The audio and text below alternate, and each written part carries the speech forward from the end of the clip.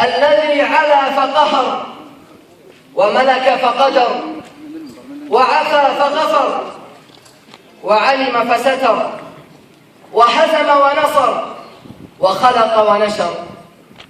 وصلى الله وسلم على نبينا محمد الذي سلم عليه الحجر وحن له الشجر وانشق له القمر. أما بعد، بكل رائحة الفل والياسمين والورد والزهر وبكل ما اجتمع من المسك والريحان والعود والعنبر، نرحب بصاحب السمو الملكي الأمير تركي بن طلال بن عبد العزيز وصحبه الكرام في ربوع السرو في محافظة النماص.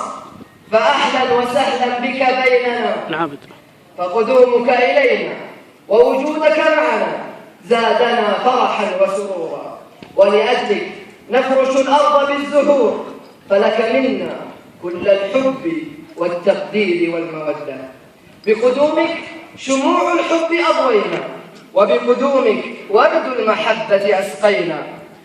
قد أضأت شموعنا بتواجدك، وانتشرت رائحة المسك في قدومك.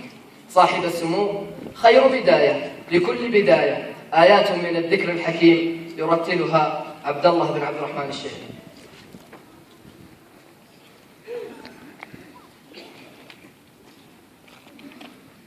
أعوذ بالله السميع العليم من الشيطان الرجيم.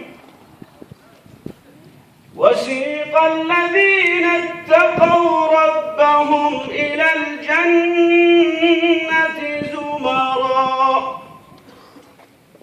حتى إذا جاءوها وفتحت أبوابها وقال لهم خزنتها سلام عليكم طبتم فادخلوها خالدين. وقالوا الحمد لله الذي صدقنا وعده وأورثنا الأرض نتبوأ من الجنة حيث نشاء فنعم أجر العاملين. وترى الملائكة حافين من حول العرش يسبحون بحمد ربهم